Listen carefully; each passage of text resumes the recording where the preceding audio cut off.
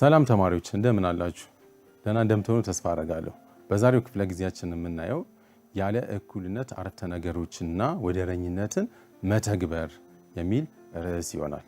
እሱን እንመለከታለን። ከዚህ በፊት ምን ነበር ያየነው? የኢርቱ ወደረኛነት ኢርቱ ወደረኛነት ርቱ ወደረኛነት ሁለት ነገሮች ቀና ሸ ኢርቱ ወደረኛ ናቸው ስንል ስንጽፈው እንዲህ ብለን ነው የምንጽፈው። ቀ ከሸ ጋር ኢርቱ ወደረኛ ነው ብለን እንዲህ ብለን እናስቀምጣለን። አሁን ይህን ስናነብ ምን ብለን ነው የምናነበው? ቀ ከሸ ጋር ኢርቱ ወደረኛ ናቸው ብለን እናስቀምጣለን። ኢርቱ ወደረኝነት የሚሟላው መቼ ነው? አንድ ቁጥር ጠ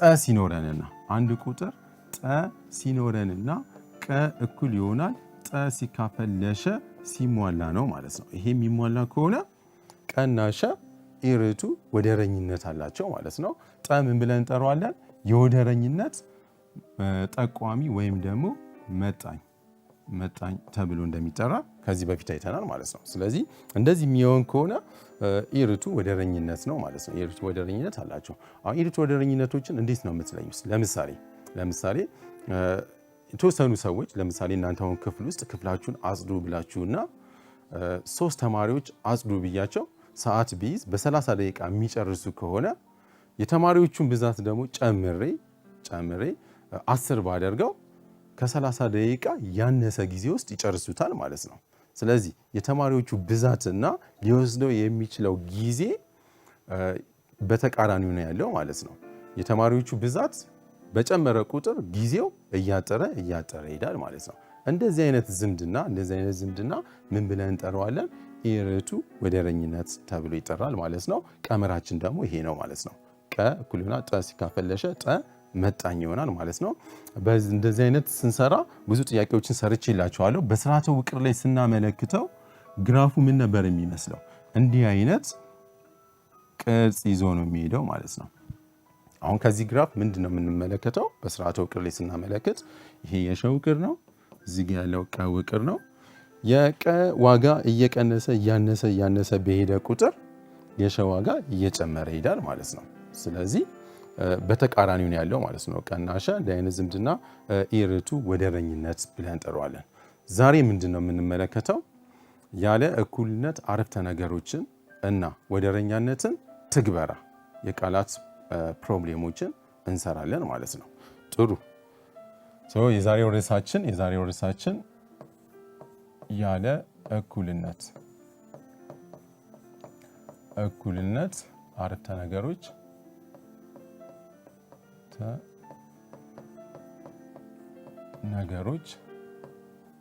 እና ወደረኛነት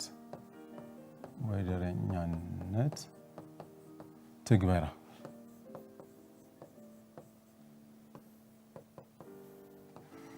አሁን ያለ እኩልነት አረፍተ ነገሮችን እና ወደረኛነትን ለመፍታት ምን ማድረግ አለብን? ያለ እኩልነት አረፍተ ነገሮችን ለመፍታት ያለ እኩልነት አረፍተ ነገሮችን ለመፍታት የሚከተሉትን ቅድመ ሁኔታዎች ማሟላት አለብን ማለት ነው። የመጀመሪያው ጥያቄውን በደንብ ማንበብ ነው። ጥያቄውን ማንበብ እና ቁልፍ ሐሳቡን መለየት።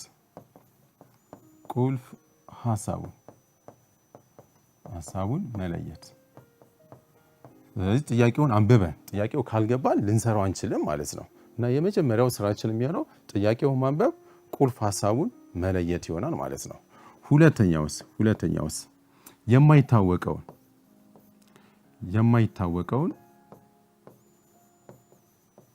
የማይታወቀውን ቁጥር በተለዋዋጭ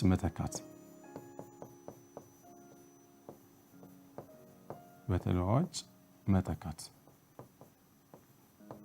ለምሳሌ ቁጥር ከሆነ የማይታወቀውን ቁጥር መሃ እያለን በተለዋዋጭ እንተካዋለን ማለት ነው። ሁለተኛው ሂደታችን እሱ ነው የሚሆነው። ሶስተኛው ያለ እኩል ተገቢ የሆነውን ያለ እኩልነት ተገቢ የሆነውን ያለ እኩልነት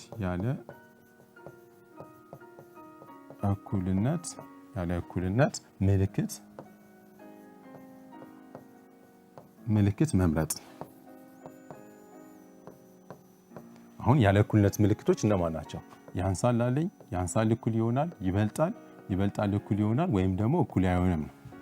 ስለዚህ ከነዚህ ምልክቶች ውስጥ ለጥያቄ ተስማሚ የሆነውን እመርጣለሁ ማለት ነው። በማንበብ ጥያቄውን በማንበብ የትኛው ነው የሚመረጠው? ያንሳል ነው፣ ያንሳል እኩል ይሆናል፣ ይበልጣል እኩል ይሆናል የሚለውን እንመርጣለን ማለት ነው። በአራተኛ ደረጃ ያለ እኩልነት አረፍተ ነገሩን መመስረት ነው። ያለ እኩልነት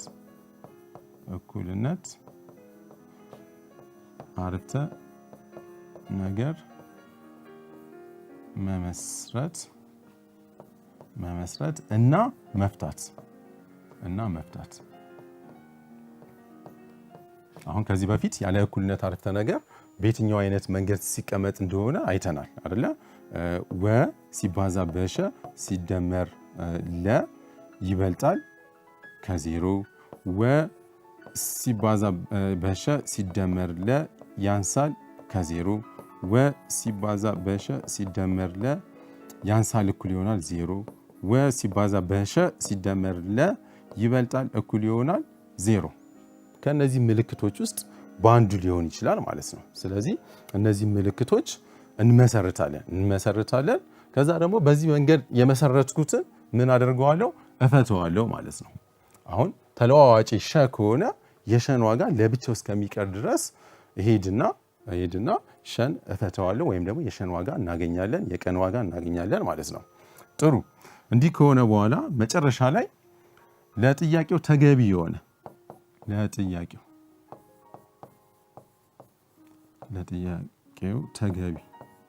ተገቢ የሆነ መልስ በጽሁፍ ማስቀመጥ። ስለዚህ የመጨረሻው ድምዳሜውን እንሰጣለን ማለት ነው። እና አሁን እነዚህ ሂደቶች በመከተል አንድን ያለ እኩልነት አረፍተ ነገርን ሊወክል የሚችል የቃላት ፕሮብሌም መስራት እንችላለን ማለት ነው። ጥያቄውን በደንብ ማንበብ፣ ቁልፍ ሀሳቡን መለየት፣ የማይታወቀውን ቁጥር በተለዋዋጭ መተካት፣ ተገቢ የሆነውን ያለ እኩልነት ምልክት መምረጥ፣ ያንሳል እኩል ይሆናል፣ ይበልጣል እኩል ይሆናል የሚለውን ማለት ነው። ያለ እኩልነት አረፍተ ነገርን መመስረት፣ ከዚያ የመሰረትኩትን ደግሞ ምን አደርጋለሁ? እንፈተዋለን ማለት ነው። መጨረሻ ላይ የፈታነውን በጽሁፍ እናስቀምጠዋለን ማለት ነው።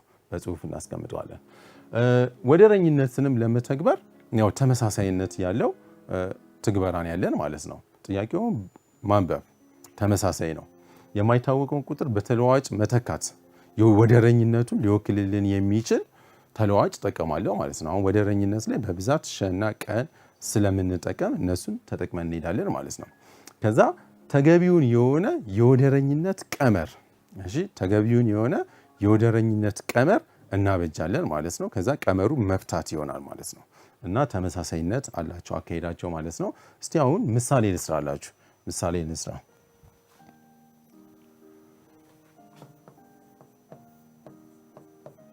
ምሳሌ 1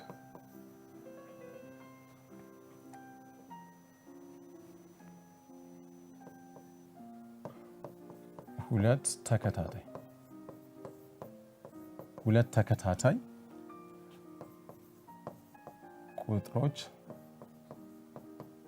ቁጥሮች ድምር ከ55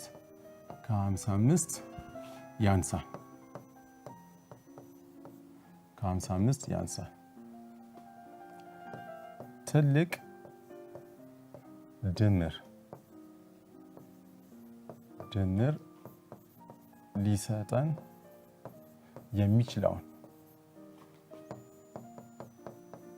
የሚችለውን ሁለት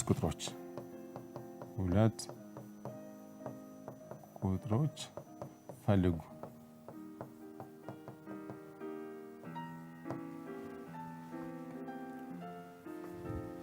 ጥሩ። እስቲ አሁን ይህን ምሳሌ እንመልከት። ሁለት ተከታታይ ቁጥሮች ድምር ከ55 ያንሳል ይላቸዋል። ትልቅ ድምር ሊሰጠን የሚችሉ ሁለት ቁጥሮችን ፈልጉ ነው የተባለው። ስለዚህ አሁን ጥያቄው ማንበብ ነው የመጀመሪያው አካሄዳችን። ጥያቄውን በደንብ እናነበውና ቁልፍ ሐሳቡን እናያለን ማለት ነው። ምንድነው እዚህ ጋር ያለው ቁልፍ ሐሳብ? ሁለቱ ቁጥሮች ምን አይነት ቁጥሮች ናቸው? ተከታታይ ቁጥሮች ናቸው። ተከታታይ የሆኑ ቁጥሮች ናቸው። ከዛ ድምራቸው ደግሞ ከስንት ያንሳል? ከ55 ያንሳል እና ትልቅ ድምር ሊሰጠኝ የሚችሉትን ሁለት ቁጥሮች ነው ማለት ነው የምፈልገው። ስለዚህ አሁን ጥያቄውን በእንደዚህ አይነት መንገድ አንብበን ከተረዳን በኋላ ሁለተኛው ደረጃ ላይ ምንድነው የሚሆነው? የማይታወቀውን በተለዋዋጭ መተካት ነው። የማይታወቀውን በተለዋዋጭ እንተካለን። ስለዚህ አሁን ሁለት ቁጥሮች ናቸው። አንዱን ቁጥር ሀ ብዬ ለምሳሌ ብሰይመው ተከታዩ ቁጥር ምን ይሆናል ማለት ነው? ሀ ላይ ስንት ስንደምርበት? አንድ ስንደምርበት ይሆናል ማለት ነው። እና አሁን ሁለተኛው ደረጃ በተለዋዋጭ መተካት ነው ማለት ነው። አሁን ይህን ስንሰራ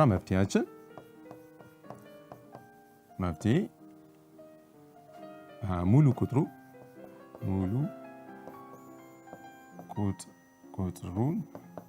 ሀ ብንለው አያችሁት? የመጀመሪያውን ሙሉ ቁጥር ሀ ብለን ሰየም ነው። ቀጣዩስ ምን ይሆናል? ቀጣዩ ወይም ደግሞ ተከታዩ ቁጥር ሀ ሲደመር አንድ ይሆናል ማለት ነው። ስለዚህ አሁን ይሄንን ጨረስን ማለት ነው። ሰየም ነው። የመጀመሪያውን ቁጥር ሀ ካልኩት ተቀጣዩ ቁጥር ሀ ሲደመር አንድ እንደሚሆን አውቀናል ማለት ነው። እሺ ቀጥሎ ደግሞ ወደ ቀመር ነው የምንሄደው ማለት ነው። ይሄንን ሊወክልልን የሚችል የትኛው ያለ እኩልነት ምልክት ነው የሚሆነው? እዚህ ጋር ያለውን ነው የምታዩት። ሁለት ተከታታይ ቁጥሮች ድምር ከ55 ምን ይላል? ያንሳል። ስለዚህ የምጠቀመው ምልክት ያንሳልን ይሆናል ማለት ነው። ያንሳል ምልክትን ተጠቅመን እንሄዳለን ማለት ነው። አሁን ሁለቱን ቁጥሮች ስደምራቸው የመጀመሪያው ቁጥር ሀ ነው ሲደመር፣ ሁለተኛው ቁጥር ደግሞ ሀ ሲደመር አንድ። ይሄ ከስንት ያንሳል? ከ55 ያንሳል። ያው እንዲያርገን እናስቀምጣለን ማለት ነው።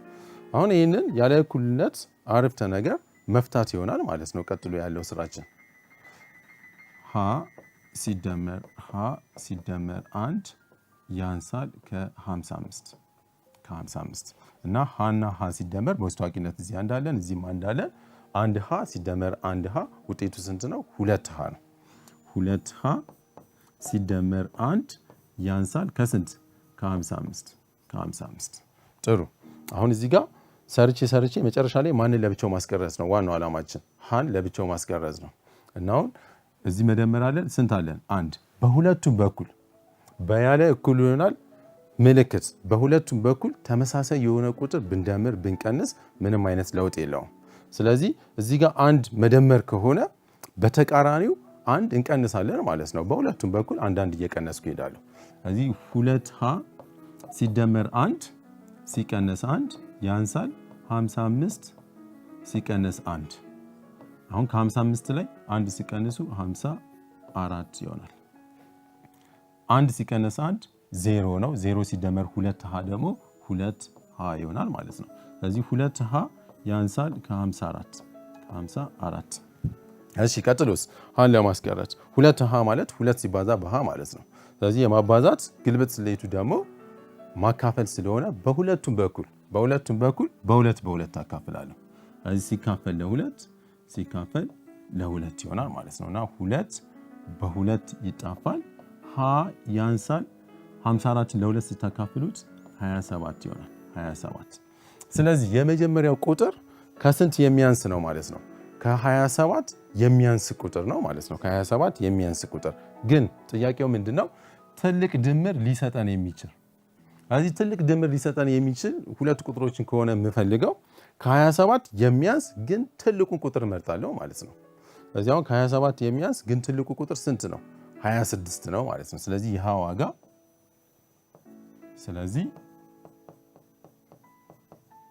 ስለዚህ የሀ እኩል ይሆናል 26ን እንወስዳለን ማለት ነው። ለምንድነው 26ን የወሰድኩት? ትልቅ ድምር እንዲሰጠን ማለት ነው። ከ27 የሚያንስ ትልቅ ድምር የሚሰጠን የመጀመሪያው ቁጥር የሀ ዋጋ 26 ይሆናል ማለት ነው። ተከታዩ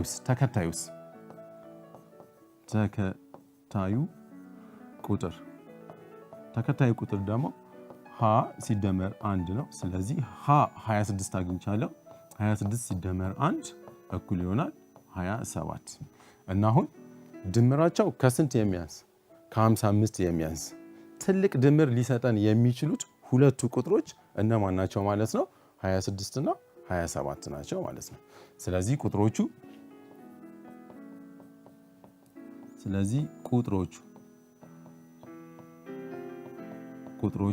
26 እና 27 ናቸው ማለት ነው። አሁን 26 እና 27ን ብትደምሩ ስንት ነው የምታገኙት? 27ን ብትደምሩ እዚህ ጋር 13 ነው። 3 ጽፈና እንዳለን 53 ይመጣል ማለት ነው። 53 ደግሞ ከስንት ያንሳል? ከ55። ስለዚህ ሁለት ቁጥሮች ተከታታይ የሆኑ ቁጥሮች ስንደምራቸው ከ55 የሚያንሱ ብዙ ቁጥሮች አሉ። ግን ትልቅ ሊሰጠን የሚችለው 53 ትልቁ ነው ማለት ነው። ከዚህ የበለጠ ከሆነ ከ55 የሚበልጥ ነው የምናገኘው ማለት ነው። እነዛ ቁጥሮች 26 እና 27 ናቸው ማለት ነው። ጥሩ። እስቲ ሁለተኛ ምሳሌ ደግሞ አብረን እንይ። ምሳሌ 2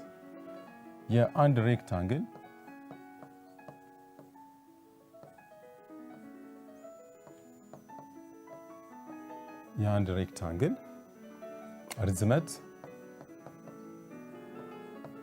ሬክታንግል ርዝመት ከወርዱ በ4 ሳንቲሜትር ይበልጣል።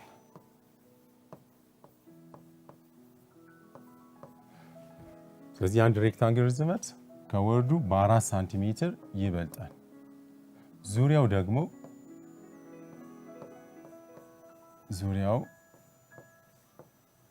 ደግሞ ከ28 ሳንቲሜትር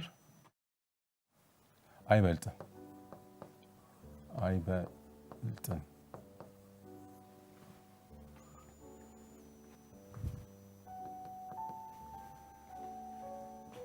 የሬክታንግሉን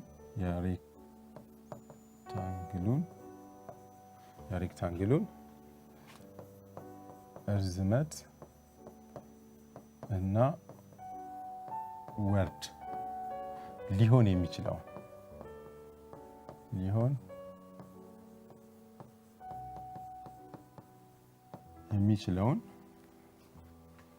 ፈልጉ። ጥሩ። እስቲ አሁን ይህን ጥያቄ እንሰራዋለን። ግን እኔ ከመስራቴ በፊት በየቤታችሁ ሆናችሁ ለዚህ 3 ደቂቃ እሰጣችኋለሁ። 3 ደቂቃ እሰጣችኋለሁ። ይህን ጥያቄ ሞክራችሁ ሰርታችሁ ተመልሰን እንገናኛለን።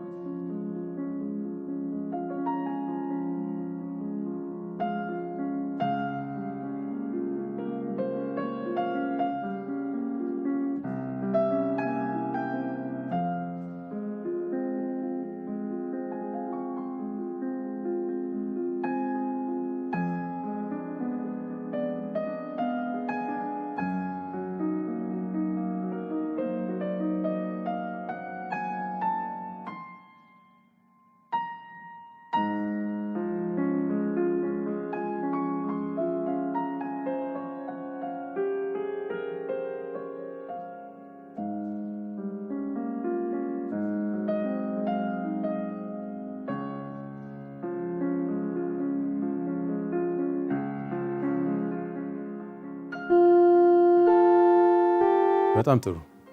በደንብ እንደሰራችሁ ተስፋ አደርጋለሁ። እስቲ የተሳሳታችሁት ነገር ካለ ግን እርማት እንድትወስዱ አብረን እንሰራለን።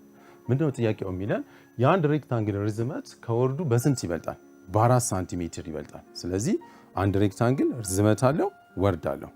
ርዝመቱ ከወርዱ በ4 ሳንቲሜትር እንደሚበልጥ ተነግሯቸዋል። ዙሪያውን ግን ስንደምረው ከስንት አይበልጥም? ከ28 አይበልጥም። ስለዚህ የሬክታንግሉ ርዝመት እና ወርድ ሊሆኑ የሚችሉ ጥንድ ቁጥሮችን ነው ፈልጉ የተባላችሁ። ጥንድ የሆኑ ቁጥሮችን እንፈልጋለን ማለት ነው። ጥሩ።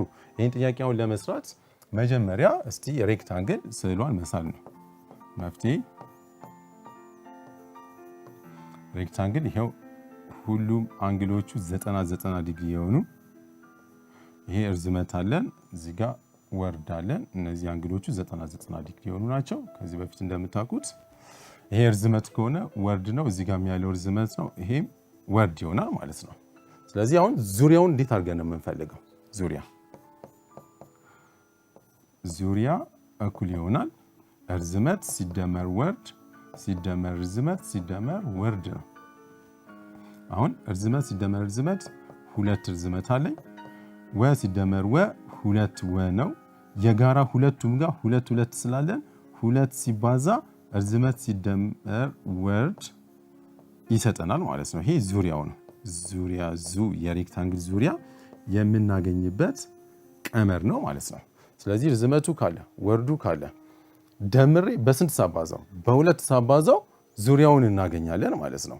ይህንን ታስቀምጡና ግን አንድ የተሰጠን መስፈርት አለ እዚህ ጋር።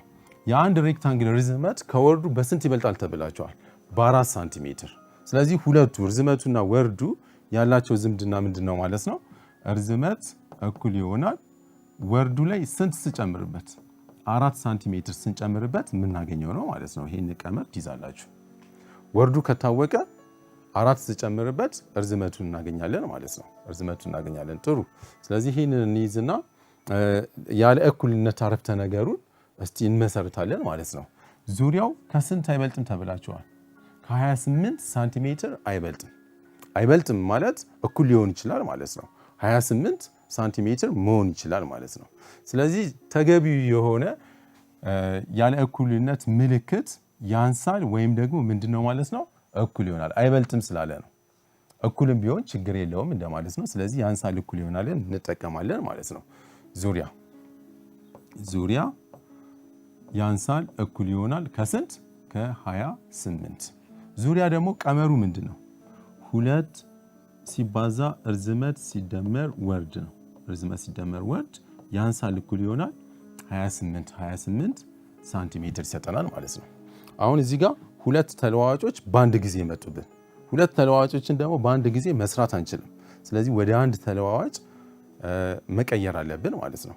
ወደ አንድ ተለዋዋጭ ለመቀየር እዚህ ጋር የተሰጠንን ዝምድና እጠቀማለሁ ማለት ነው። በር ፋንታ ወ ሲደመር 4ን መተካት እንችላለን። ስለዚህ እዚህ ጋር ርን አስወጣትና ማንን እንተካለው ማለት ነው? ወ ሲደመር 4ን እንተካለን። 2 ሲባዛ ር ማለት ወ ሲደመር 4 ነው። ሲደመር ይችኛዋ ወ አለችን። ወ ያንሳል እኩል ይሆናል 28። እሺ ጥሩ። አንድ ወ ሲደመር አንድ ወ 2 ወ ነው። 2 ወ ሲደመር 4 ይህንን በ2 እናባዛዋለን። ያንሳል እኩል ይሆናል 28። አሁን 2ን በ2 ወ አባዙት 4 ወ ነው የምናገኘው። ሲደመር 2ን በ4 አባዙት 8 ይሰጣቸዋል። ያንሳል እኩል ይሆናል 28። ስለዚህ ያለ እኩልነት አረፍተ ነገራችን ይህን ይመስላል ማለት ነው። 4 ወ ሲደመር 8 ያንሳል እኩል ይሆናል 28። እሺ እቀጥላለሁ እዚች ጋር። አሁን ቀጥሎ ምንድነው የማደርገው?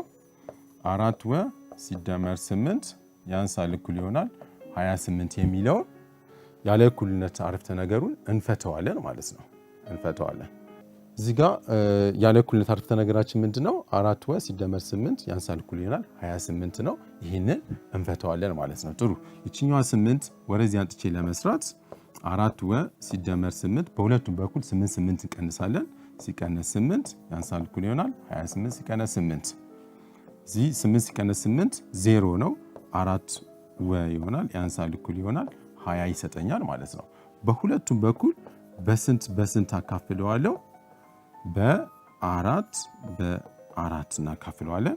4 በ4 ይጣፋልንና የወ ዋጋ ያንሳል እኩል ይሆናል ስንት ይሆናል?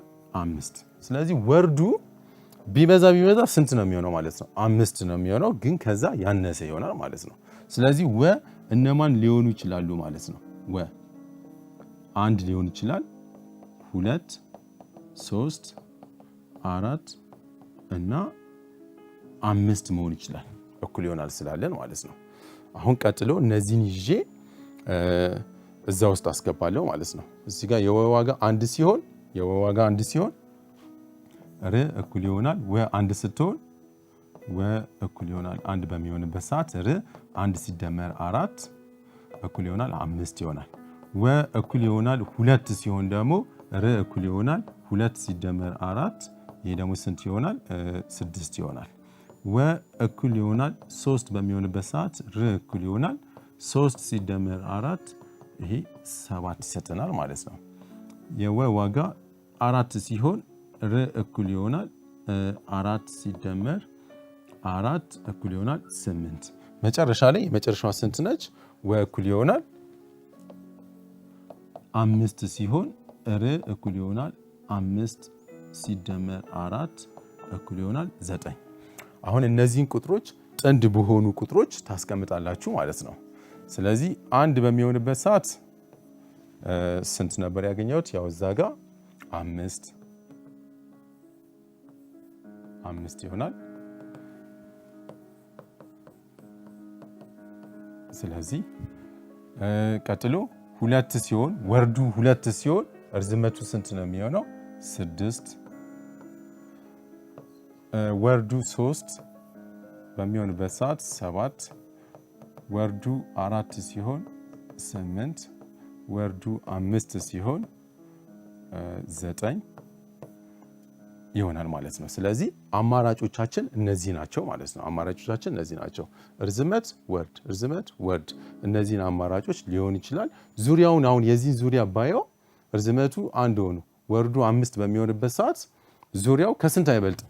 ከ28 አይበልጥም ማለት ነው። ይሄኛውንም ልክ እንደዚሁ ማለት ነው። ስለዚህ አሁን ዛሬ ምንድን ነው ያሳየኋችሁ ያለ እኩልነት አረፍተ ነገሮችን እንዴት መፍታት እንደምንችል ማለት ነው። አንድ የመጨረሻ ፕሮብሌም እሰራላችኋለሁ። ወደረኝነት ላይ ሀሳቡን እናየዋለን ማለት ነው። ምሳሌ 3 ከ155 ግራም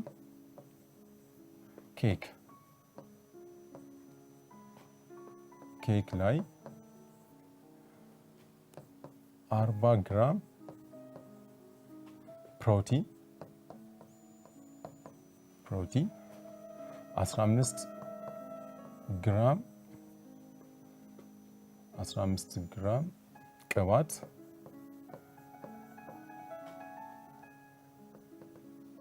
እና 100 ግራም ስኳር ማግኘት ቢቻል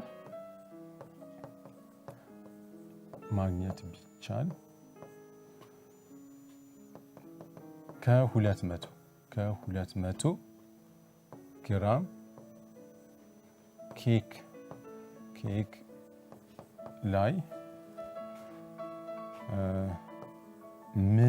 ግራም ኬክ ላይ ምን ያህል ፕሮቲን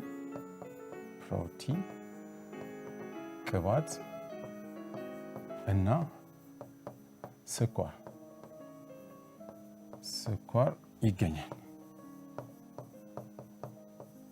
ይገኛል። በጣም ጥሩ። እስቲ ይህን ጥያቄ እናየዋለን። ከ155 ግራም ኬክ ላይ 40 ግራም ፕሮቲን፣ 15 ግራም ቅባት፣ 100 ግራም ስኳር ማግኘት ቢቻል ከ200 ግራም ኬክ ላይ ደግሞ ምን ያህል ፕሮቲን፣ ቅባት እና ደግሞ ስኳር ማግኘት እንችላለን። እስቲ ለዚህ 3 ደቂቃ እሰጣችኋለሁ። ተመልሰን እንገናኛለን።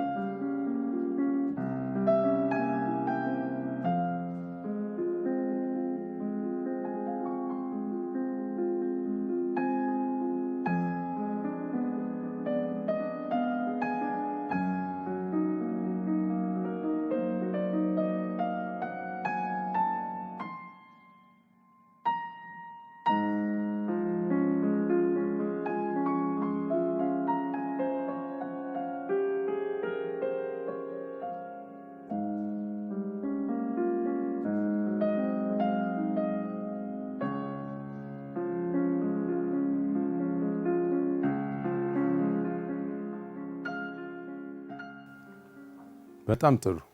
እስቲ አብረን እንስራና የተወሰኑትን ልንገራችሁና እናንተ በደንብ እንደሰራችሁት ተስፋ አደርጋለሁ። ከ155 ግራም ኬክ ላይ 40 ግራም ፕሮቲን የምናገኝ ከሆነ አሁን ይሄ ጥያቄ ወደረኝነትን በመከተል ነው የምንሰራው። ምንድን ነው የምናደርገው? ከፕሮቲንን ለማግኘት ለምሳሌ ማንን ለማግኘት? ፕሮቲንን ለማግኘት 40 ግራም ከስንቱ? ከ155 40 ግራም ፕሮቲን የምናገኝ ከሆነ ከ200 ደግሞ ምን ያህል ግራም እናገኛለን ብለን መስራት እንችላለን ማለት ነው። አሁን ይሄ በቀጥታ እኔ ወደ ወደረኝነት ነው ቀይሬ የሰራሁላችሁ፣ ግን እናንተ እንደምታደርጉት 40 ግራም ፕሮቲን ከ155 ግራም ኬክ